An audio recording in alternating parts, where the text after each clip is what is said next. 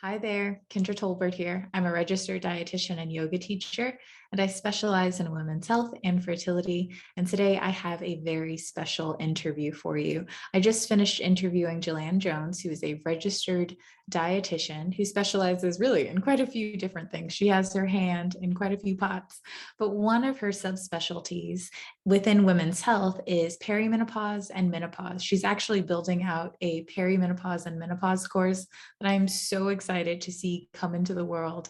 And I really can't wait for you to learn more from her and about her. So let's jump right into our interview. Thank you so much for joining me today. I'm super excited to chat with you and to dive into this topic. So that's what we're going to do. Go ahead, introduce yourself, and tell everyone a bit about who you are and what you do. Well, hi, Kendra. It's a pleasure to be here. Thank you for having me on your YouTube channel. And my name is Jerlyn Jones, and I am the owner of the Lifestyle Dietitian. I'm also a registered dietitian nutritionist. That's who I'm professionally. I also have a lot of other titles. I'm a certified leap therapist. I also am a media spokesperson for the Academy of Nutrition Dietetics. And along with all of that, I also enjoy speaking and writing, and I'm also a medical reviewer for Healthline.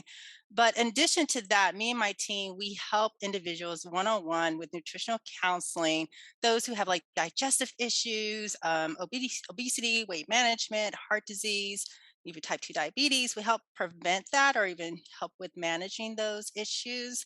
And me personally, I am an integrative nutrition dietitian. And what that means is that I just like to help my clients choose whole nutritious foods, and also combine that with fitness and self love in order to optimize their health and wellness. So, in a nutshell, that's what I like to do professionally. Personally, I like to salsa dance and travel and read really good books. And so, yeah, that's a little bit about me and my business. Oh, wow. I had no idea that you were into salsa. I used to dance on two in New York and I loved it. Oh my gosh, that's where I learned how to salsa dance is in New York, and everyone is on 2, and I can't go anywhere else and do on 1. It just drives me crazy to do I'm that. with So, you. Oh gosh, I'm with you. We need to talk all things salsa after yes. this. We need to. Okay. So you have quite a few different things that you focus in on. And one of the reasons that I want to chat with you is because of one of your subspecialties, which is perimenopause and menopause. How did you end up specializing in that particular branch of nutrition? Yeah, that is something I just really recently got into, and the reason I wanted to do it is because of my mom. So I can remember when I was in high school and in my early 20s, my mom going through menopause. And what I vividly remember is going to church with her, and she always carried a fan, not one of those miniature mini fans, but she carried a fan that she would just whip out. And as soon as she just started sweating, I mean, she was like sweat profusely on her face. That fan would come out, and she looked miserable. I mean, we're sitting in church in an air conditioning building, and she's fanning herself and, sweating. And I'm thinking to myself, like, how embarrassing for my mom to go through this, because what else can she do? She doesn't even know this is when this is going to happen. I mean, granted, I grew up in Arizona and the temperatures are 110 degrees in the summertime, but nevertheless, it's like I'm thinking, why does she have to do this? And so I would ask her questions about it, like, how do you feel about this? And she really didn't talk too much to me about it at all. She was like, it's just something that happens and you just have to go through it. And I think she went through it for at least 7 years. Just think about it. 7 years, you're just having these hot flashes, probably some other symptoms she did, which she didn't tell me about. So when I thought about that, I'm myself is at that time in my life where I'm going to go through, perimenopause and menopause. And I knew I didn't want to go through that, right? I did not want to have to sit somewhere, carry a fan with me, or maybe bring extra pair of clothing because of the transition I was making. And so I was thinking there has to be a better way. What else can we do nutritionally or maybe in other alternative methods in order to help with reduce or relieve these symptoms, or even maybe not even go through these symptoms if possible, um, in order to have a better quality life. And so that's when I went on that journey of trying to help women with this, not only myself, because it was pretty much a selfish act at first, but I also realized that other women are going through this and they don't have to. Yeah. And we're all headed in that direction. And I think you touched on something super, super important. No one talks about it. It's just you see people having hot flashes and you suspect something's going on, but no Mhm. one's announcing it. No one's talking about the more intimate sort of changes that occur. So I love that we are talking about this today. I think we should actually back up a bit, maybe Okay. define what perimenopause and menopause are. What are they? Yeah, well, this is the basics of menopause. So, according to the National Institute of Aging and other medical institutions, it's at a point when a woman stops having her period at 12 months after her period ends. So, menopause is just the end of menstruation, meaning that if you have a period one day and then you don't have another period for the next year or 12 months, then you're in menopause. That's it. That's pretty much the definition. And I was looking at a webinar about menopause, and the woman, it was a doctor who was a female doctor who was presenting the webinar. She said, "Yeah, that's pretty much a male's point of view about it. That your period ends, you're in menopause." So that's the definition we have so far to go with it. But along with that, it generally happens between the ages of 45 to 55, and the average age is 51. So they consider that more of like the middle age part of your life. I just feel like it's an age where women are coming into their own and really, are fully blooming into their age.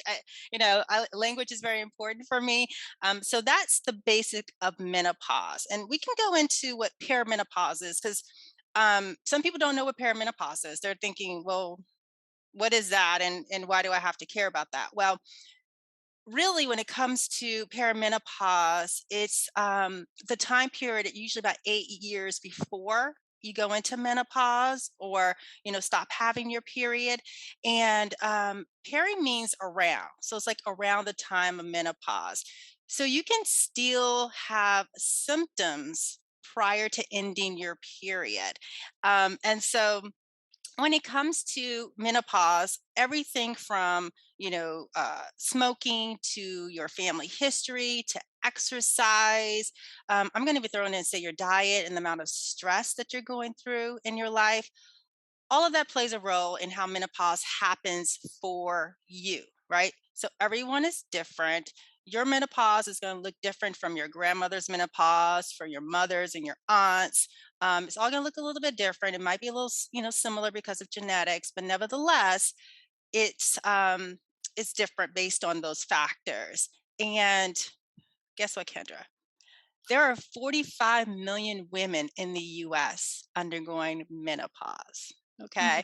That averages to about 6,000 women a day who are going through menopause. So today, 6,000 women are going through menopause. That's a lot of women, right? And think about it, we don't talk about it. So many women are going through this, but it's not something that we share information about or even talk about. I do have another statistics. I like to break it down. And another reason why I got into this particular aspect of women's health is because of when it comes down to the races. So studies have suggested that Black and Latino women, they may begin perimenopause earlier. Okay. So, perimenopause, like I said, can start 8 years prior to menopause. So, if you're starting menopause about 45, that leads you into to your late 30s, right? So, that's pretty early to start with the perimenopause transitioning.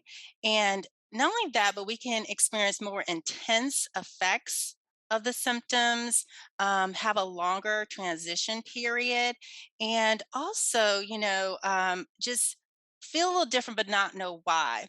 Now, all of this, the reasons may be linked to our lifestyle, our socioeconomic status, the systemic, racism that we have in our healthcare system. We all been hearing about that lately in the news, and then also which can lead to the very long-term consequences. So all in all, that is pretty complicated, right? And there's more research needed, but nevertheless, I do want to address that and bring that out that some of the symptoms that you may be feeling if you are, Black or Latina, could because of perimenopause, and you might think it's something else. So I just want to put that out there and address that for your listeners and also for those who are watching. Yeah, no, that's so important to point out that there can be a difference. And the fact that we don't talk about it, people may not know that this is normal or not normal. And it's something that you need to be talking to your provider about. So, what are some of those symptoms that someone will experience during perimenopause and menopause? Yes. Well, the first sign, there's so many symptoms, right? There's a multitude of symptoms out there, but the very first sign is a change in our period, right?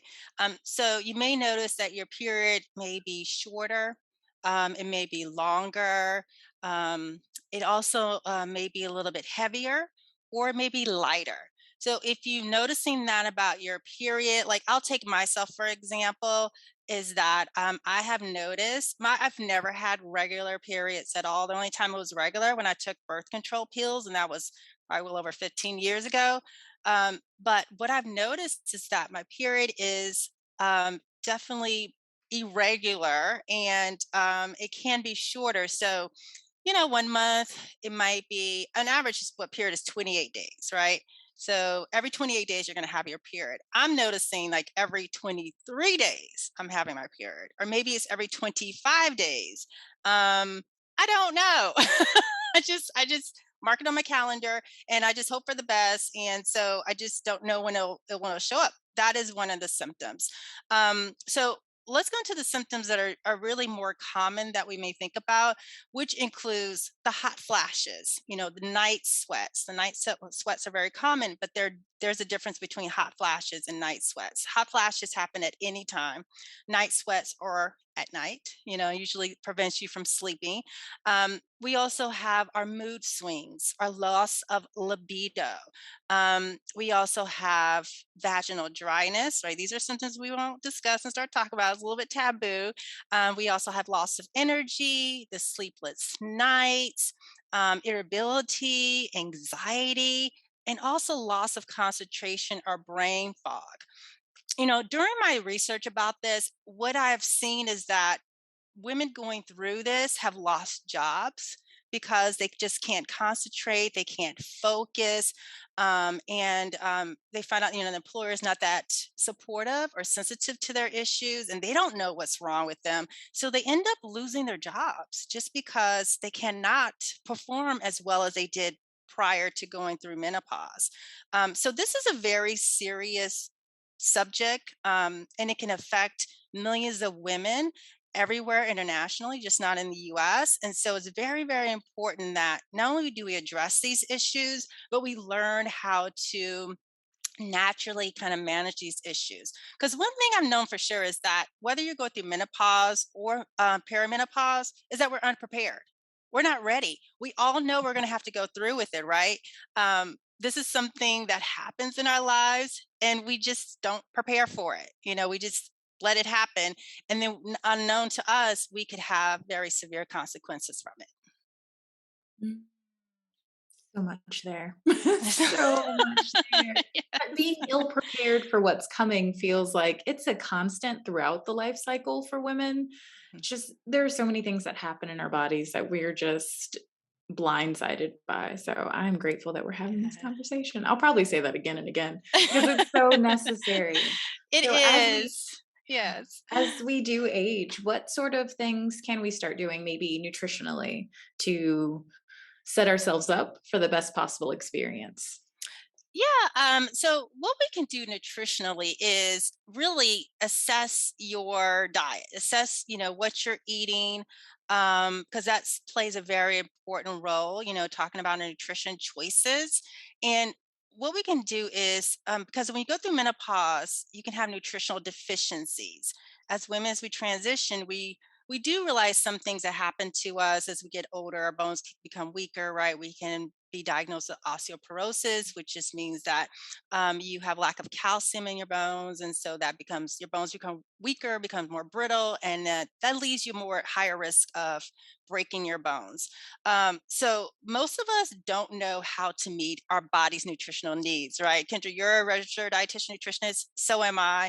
We work with countless individuals who don't know what to do, and so this is why we come in and why it's important to talk to a registered dietitian nutritionist going through these different stages of your life. So really, we want to focus on the nutrition because that helps us relieve our symptoms, but it also helps with our heart health. It helps with our bone health. It also helps with our mental health. And so it's very important that we add certain foods to our health. So let me just give you a couple of them.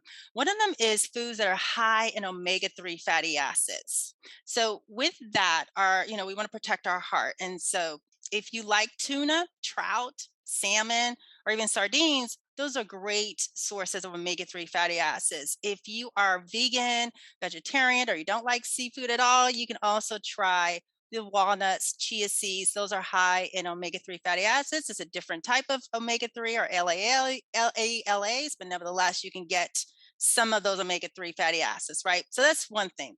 Another thing I want to mention is flax seeds are great. Those are omega-3s, plant-based foods. So those are whole grains because they have B vitamins. They also have fiber. Fiber is very important, and we lack fiber here in the US. On average, we get about 12 to 13 grams of fiber a day when it's recommended to have 25 to up to maybe 38 grams. I still think that's a little low. I think we should be aiming more for 50 grams of fiber. I know, call me crazy, but that's what I recommend all the time. I like to say it's the F word. It's my favorite F word to say is fiber. So that is important to do. You can get fiber in fruits and vegetables too. You can also really important to have some phytoestrogen containing foods, right? So those foods are because we can talk about hormones, and so that helps with balancing out our hormones a lot when we have phytoestrogen containing foods. That's soybeans, chickpeas, peanuts, berries, barley, and like all these foods have all different types of nutrients too. So I'm talking, specifically about this, but they also can have other nutrients that we have. So it's good to have a wide variety of foods. And lastly, we can definitely have like a higher intake of vitamin D and calcium because I talked about the bone health, right? We don't without vitamin D, calcium is not going to work as well.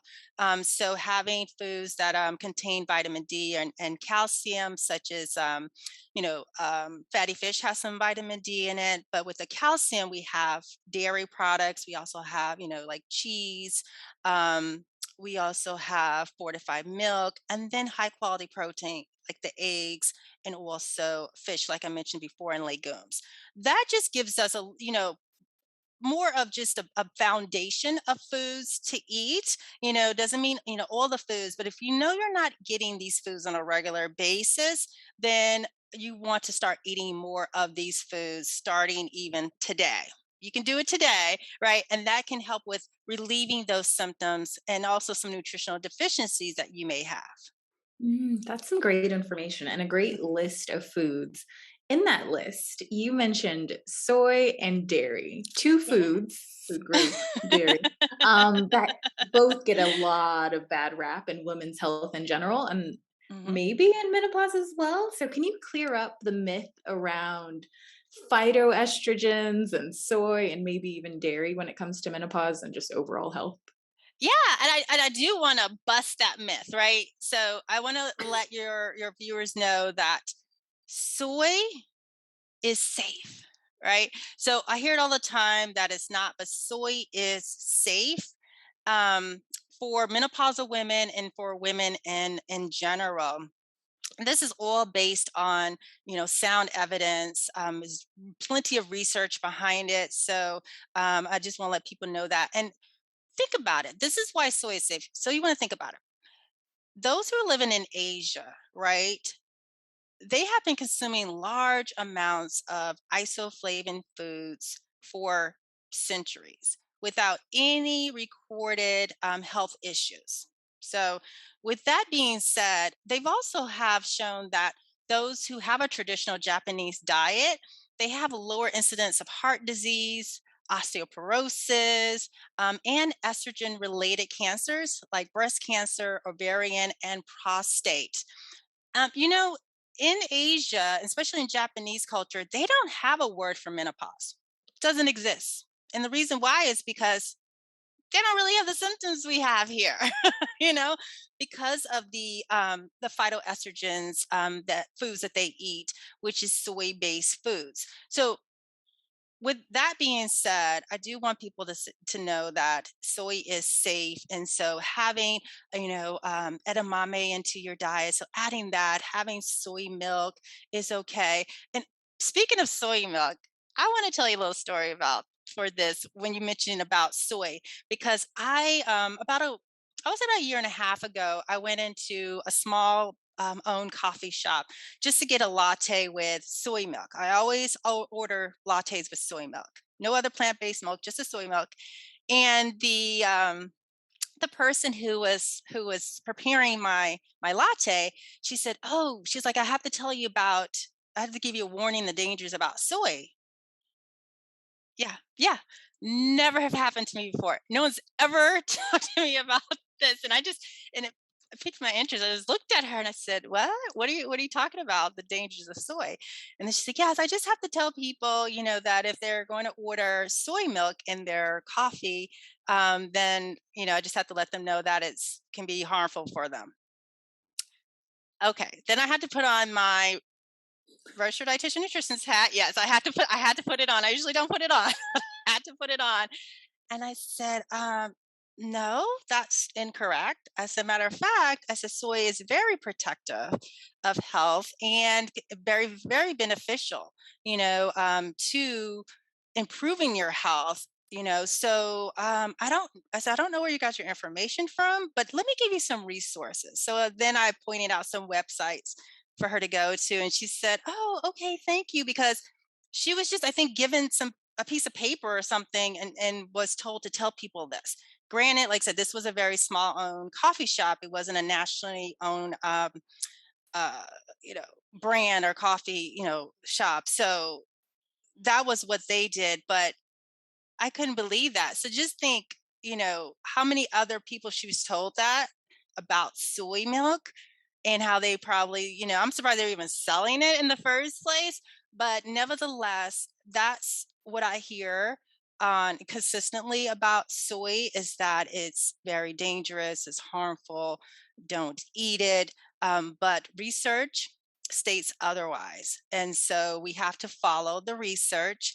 And if you do have any questions, feel free to reach out to your medical doctor, reach out to a registered dietitian nutritionist, and find out, what's the type of soy products we're talking about. We're not talking about highly processed soy products. We're talking about, like I said, more of our plant-based products, or the natural, minimally processed products. So if you're like the edamame, which is fine to have, you could throw that into some soups and some chili. You could eat it plainly on its own, and you can also, like I said, soy milk is fine as long as it's fortified. It has just as much protein as cow's milk. You can also do tempeh is good. Tofu is really good. Tofu, oh my gosh, the protein in tofu is awesome. So again, having these foods into your diet or meal plans is beneficial, will help relieve some of those menopausal symptoms, and it's very easy to prepare. Soy products are easy to prepare, easy to find, and what can help you out a lot. So don't be afraid. Soy is safe. If you don't remember anything else from this, I want you to remember that. Oh, that's so good. I feel like we need a t-shirt that says soy is safe, eat the cheese, like so many, bread is life. Like we need all of it because all of these foods get such a bad rap and they really don't deserve it. So They thank you don't. for clearing Yes. I was like, that poor soy. Yes. I love it. I But the love Soy it. Institute has his work cut out for it because, um, yeah, that's definitely a myth that needs to be busted all the I time. Yes. I agree. And so, along with some of that misinformation that now we have cleared up on the internet, you will also find lots of information about supplements. And I think supplements can be great. Mhm. Just think sometimes we need a little bit more guidance.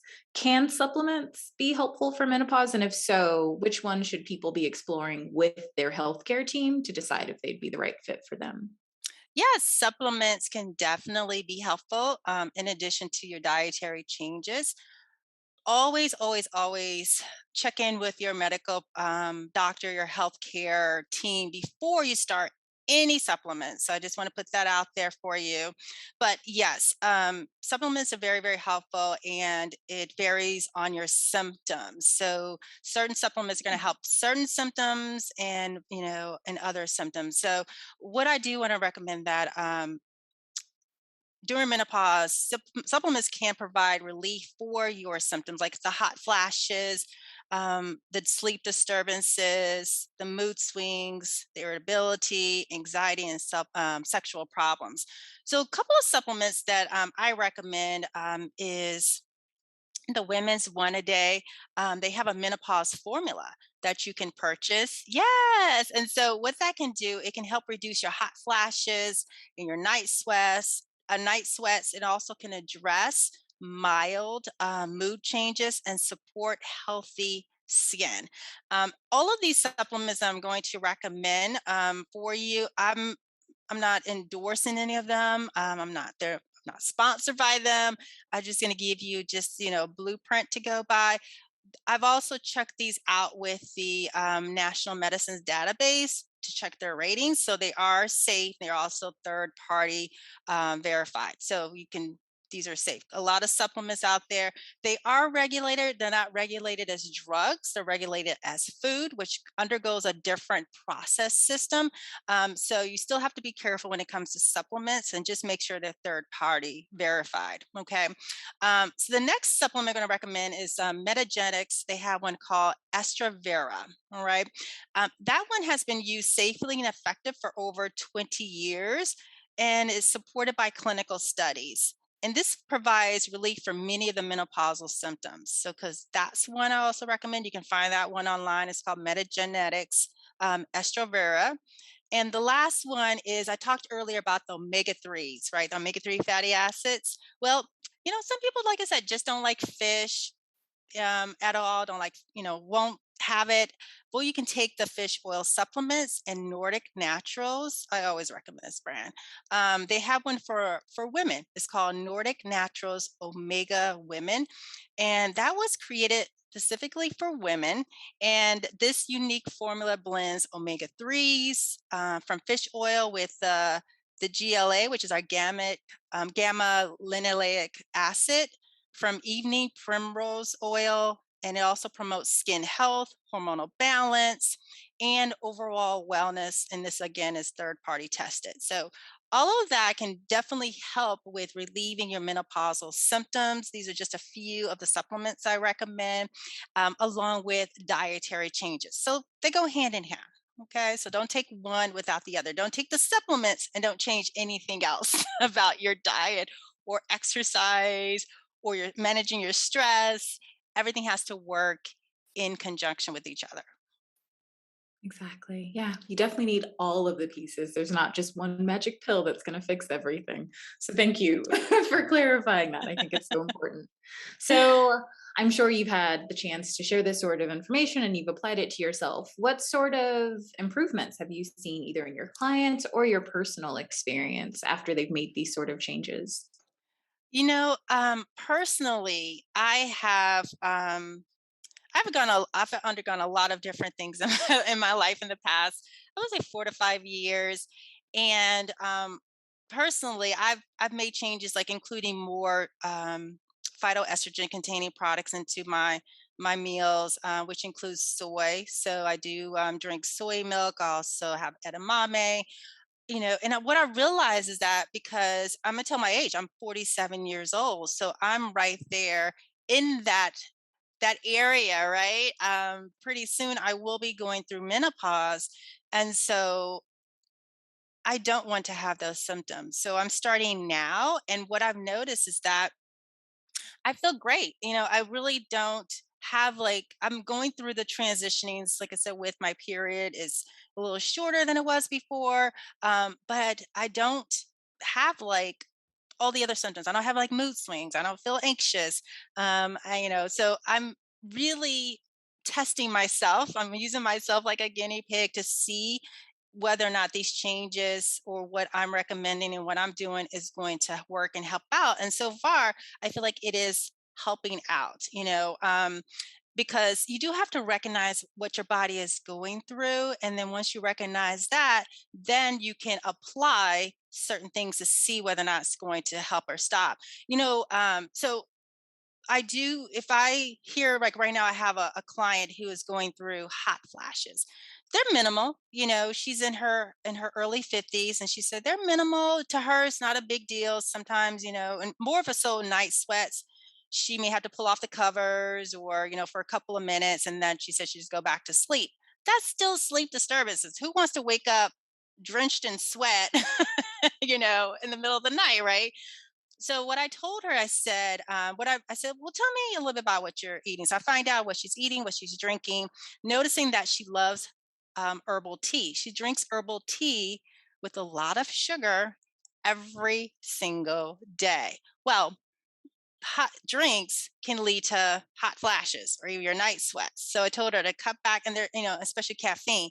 Told her to cut back on the tea, cut back on the caffeine, and also introduce more of these phytoestrogen containing foods into her diet. And I said, let's see how it goes in a couple of weeks and see how you feel. So this is what it's all about. These are very safe. It's food. I'm telling her to cut back on something that we can go to decaf, right? Or we can reduce the amount of sugar. So there's different ways what you can do in order to help with minimizing or relieving these symptoms as much as possible. This is all food related. I'm a registered dietitian nutritionist, but if you're having other issues with vaginal, your health, that area, you probably want to see your gynecologist and explain things a little bit more. However, there are other things you can do to help with that. So that's really what I'm here to do, is to help support women going through this and just give them little tips that they can do to guide them through this. And like I said, to make sure that going through menopause doesn't have to be miserable, right? It can be very well managed, and you don't have to dread it at all, right? And so learning more about what your body is going through, how you can help with improving these symptoms, you know doing what all you can on your part is exactly is what I definitely not only recommend, but I encourage women to do that, because we have to be advocates for our own health. Unfortunately, there's not that much information out there about women's health, especially when it comes to menopause. It's just something you go through. And so when I was interviewing women, because I pretty soon going to launch my own program about menopause and perimenopause for women. I'm asking them, interviewing them, and um, they don't have a lot of information to give me, especially when it comes to what their parents and their mother went through or their grandmothers went through. Some women have went through hysterectomies. Doesn't mean that you won't have any symptoms. That's a whole nother issue to address. And so a lot of them just assume that they will have these symptoms, and they'll take a couple of supplements. And I didn't mention a couple of supplements that we hear a lot lately, and that is like black cohosh. Some people, they take that automatically, or they start taking other type of supplements. And the reason why I didn't mention those herbs is because it depends on the medications you're taking. Everything's individualized. It also can affect your liver to a certain extent. So you really have to, and it can be effective, but you have to be very, very careful when it comes to these, herbal supplements. And so I'm very mindful about that. So I don't just go out and just recommend this to everyone in general, just because I need to assess what else is going on. And again, you should either talk to your doctor about this and see what can be helpful. But again, all of this has helped out. And when we're mentioning the phytoestrogen containing foods, what I what I didn't mention before is that it can also be another alternative option for you than the hormone, the HRT, right? That hormone replacement therapy is what's usually recommended for women going through menopause. That's usually all I hear is the only recommendation. No one talks about food. No one talks about exercise. No one talks about managing your stress. We go straight to the conventional therapy, which includes more of the HRT or maybe some other type of medications in order to manage these symptoms, which may then prelude to other type of side effects or other complications, right? And so, again, we have to make the best choices for us and our bodies. And I just want to give women other options. Mhm. Oh, we're so grateful for all the options. It's amazing. I'm so excited that you have a program that you're putting together.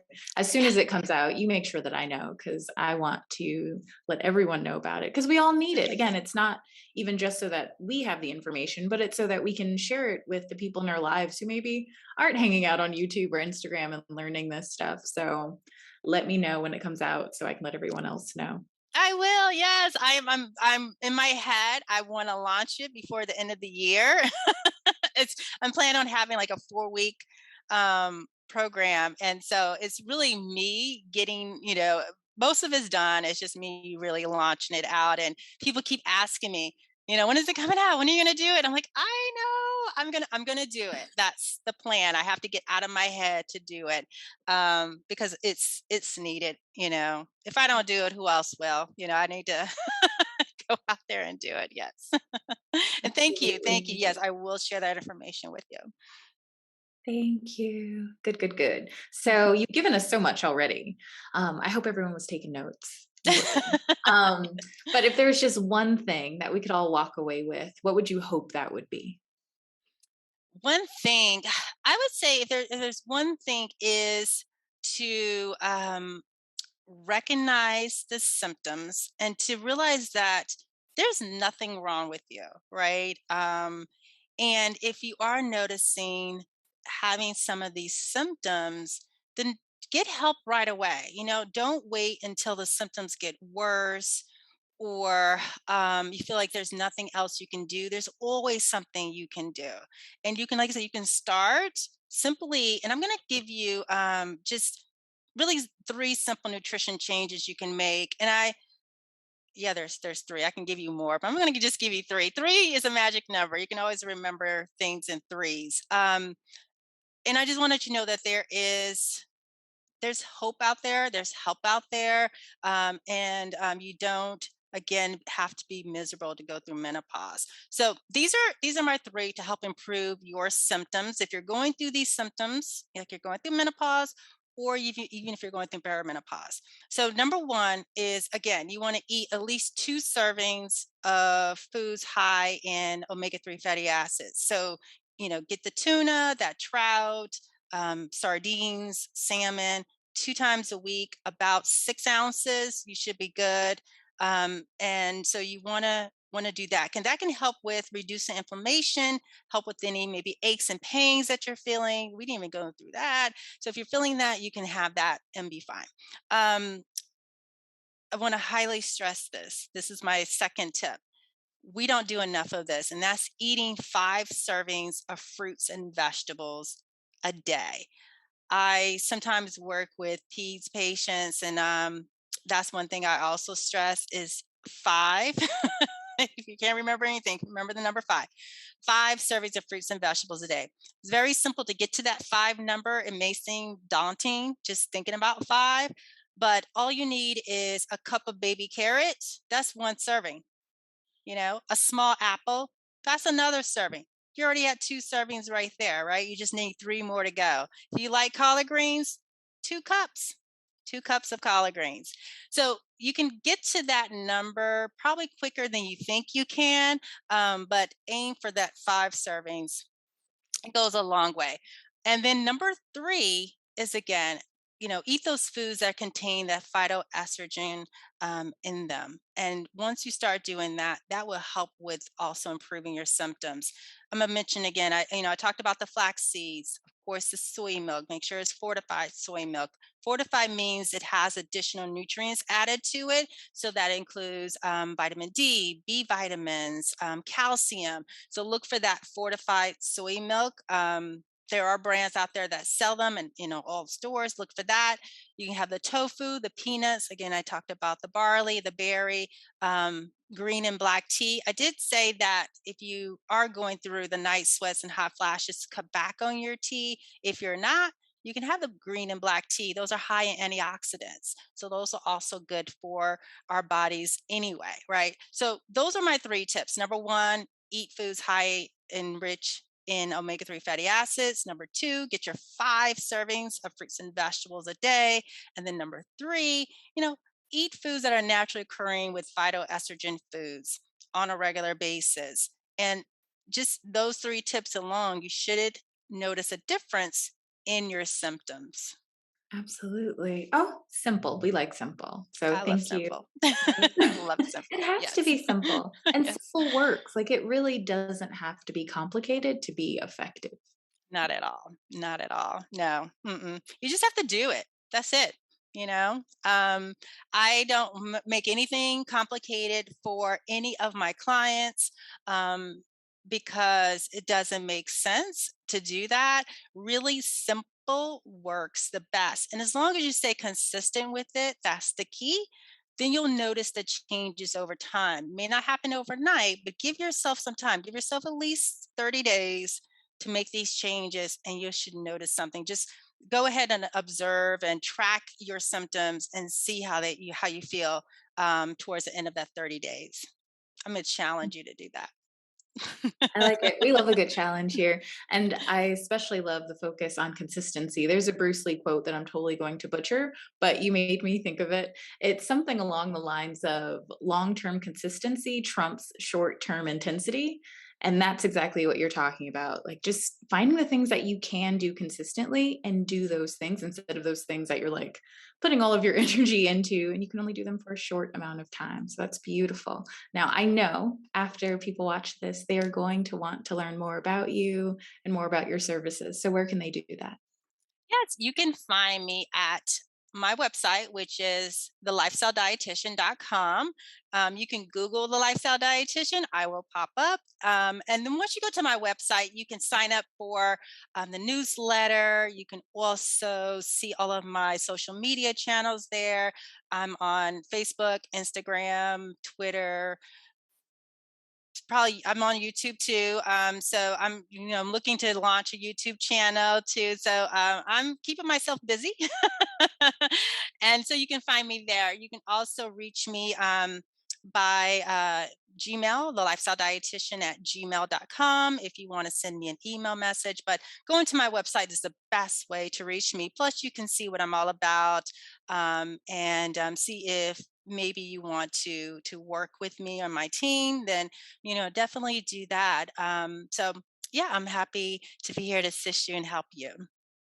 Thank you. I will make sure to link to all of your websites and, well, website and your social media accounts down below. So make sure to check in the description box. You will find all of her links down there. Thank you again. You're welcome, Kendra. Thank you so much for having me. This has been fun. I enjoy speaking with you always.